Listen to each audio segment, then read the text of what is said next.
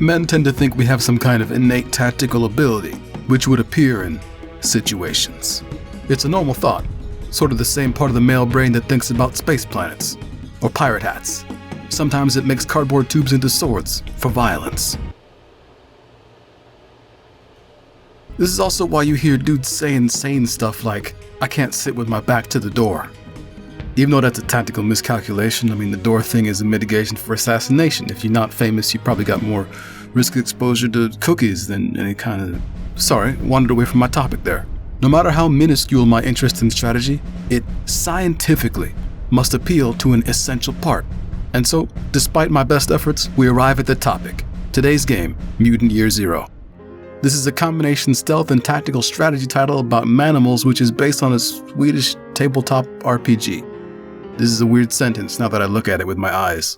Recon has confirmed the presence of spoilers, but thanks to counterintelligence operations, the composition should be limited to gameplay only, which is good because of munition, gun stuff. You know what, I can't keep this up. Hell with it. Let's do some story. In the not too different future, man has some unfortunate but probably unavoidable heat waves for a few, decades. And they get a little behind on their vaccinations. Who hasn't? And then they nuked everything. Picking through the remains, our heroes eke out an existence on whatever garbage they can bring back to their Jetsons-themed clubhouse. As the title suggests, they're mutants. Not deformed cancer bags, but animal style. One day after the Looney Tunes come back from a routine point and shoot, they are informed that the house mechanic, pictured here at a Rainbow Six Siege cosplay convention, has been kidnapped. I guess the word is man-napped. Wait, no, I've been on Rainbow Six voice chat, kid is correct. A social contract requires a society, and ours is currently a scorched-to-death pile of feces, so this dude would normally be boned. But it turns out he didn't leave any notes on how to fix the water heater, which kind of makes him the asshole in my book, really. And so we venture out into deep-fried backcountry. The world is explored from the perspective of people puzzling over the crap they trip over, and how it seems to make no sense. This house must have belonged to some small people. Small. That is just the weirdest. It's fun, it's quirky, it's a little silly. Let me show you why. If your house has a working elevator, electricity, lights, guns that shoot bullets, computer screens, I could go on, you would think the basic principle of a stereo or a refrigerator wouldn't elicit reverence and alarm. Just kidding, I got you. That would be thinking way too hard. That was a training exercise. See, all this is supposed to be fun. And when's the last time thinking ever made anybody happy? Nah. My recommendation? Standard issue chill pill. Before I deploy this chill pill though, I do want to say one more thing. This game's timing is weird. Stay right there. Who are you? I'm Dux, and he's Borman. Hello? Like the only walking duck and boar in the whole ark? Come on. That's funny. I think you've mistaken me for someone who gives a duck. What a bizarre gag. Is this the power of Swedish humor? The tone is consistently goofy. I think levity is a good fit because at the end of the day, this is a game about nearly cartoon-adjacent animals murdering hooded bad guys while wearing top hats and football helmets. I guess what I'm saying is humor comes with its own subjectivity warning, right? Come to think of it, very few games have intentionally made me laugh. So, on the way, it's not just us and the outdoors, of course. There's a lot of guys out here. One note design-wise, no matter where they are, everybody seems to be shopping at the same brown bag store, where they can't be getting a good deal because they're all very angry. And that could also be due to the fact that their friends are being shot at by a sapient McRib and 1/3 of a turducken, I don't know. So the word of the day here is discretion. Mostly you want to avoid detection, using your weaker but silent weapons to kill dudes when they step away from their group.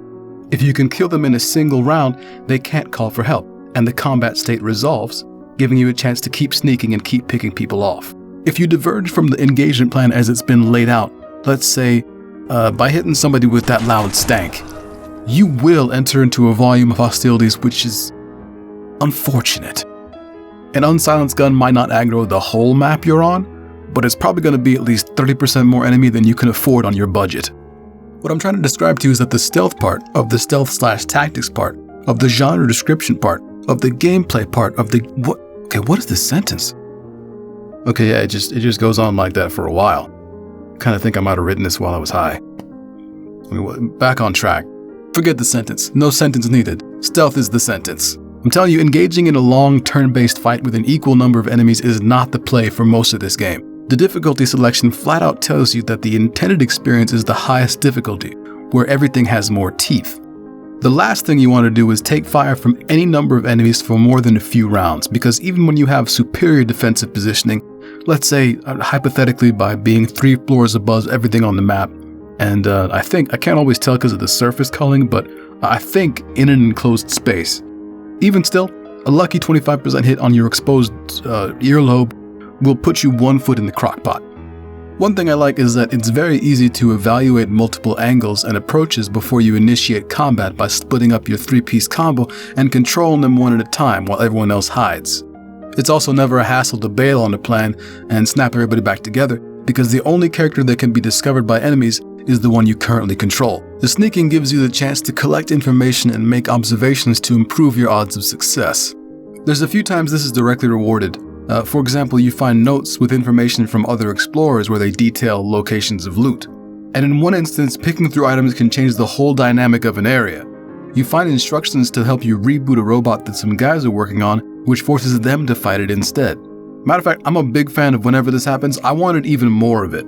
More interactions with the environment that influence fights and counters, more places where the knowledge you gain snooping around opens avenues for you in a fight. And that's just because the stealth is frontmost, but it's not the most robust or interesting thing in the world. Nobody cares that anybody is dead in any way. Corpse? Boring. There's no manipulation to affect pathing or anything like that. You mostly just wait and shoot when guys wander to the right spot. Which, by the way, is hilariously close to anybody else. There's very few times when you need to commit to a turn-based fight before killing 70% of the map you're on. And if you're ever in doubt about slam jamming a situation, you can always just walk past it like an adult. One time you come across a boat, right, and you need to steal it to continue the search, and people were on it and watching it, and I sallied on it and I just straight took that shit. I thought, if I ever go back to that map, I'm sure everything will automatically notice me. No, I came back later and they were still vibing, which means I took the boat and then I brought the boat back and they didn't notice. The drawback is that everything is just deceptively simple. At least it is if you play it as 3 quiet shots followed by 1 loud one. There's a simple reason I'm focusing on this playstyle, a playstyle that divides stealth and turn-based combat. And the reason is, I'm still not sure how you would combine them, if it's even possible. Re-entering stealth once you're in a committed fight isn't an option. Every aggro unit remains on alert, and also seems to gain a much bigger detection radius than normal. For an example, as a test, we'll park one guy in a hidden status, and with the other 2, we'll go poke the bee's nest. What kind of encounter will we have? How much intel will the enemies have about them? That's a serious question. Your guess is as good as mine. Fighting alerted enemies and staying in this incognito mode, it's a matter of the utmost guesstimation. How close can we get to the alerted enemies? Which enemies can detect you? Which ones will make a beeline to you and blow off your favorite kneecaps? Who knows? Actually, forget that example. Nothing I can say will illustrate my confusion about alerts and aggro radius on enemies more than this. I get to disable, that's only 4 left. I'll take those odds.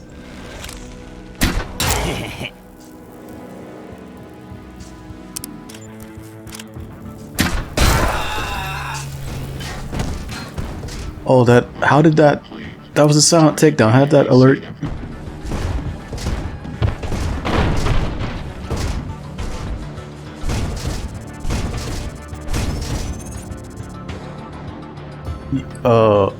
Just what?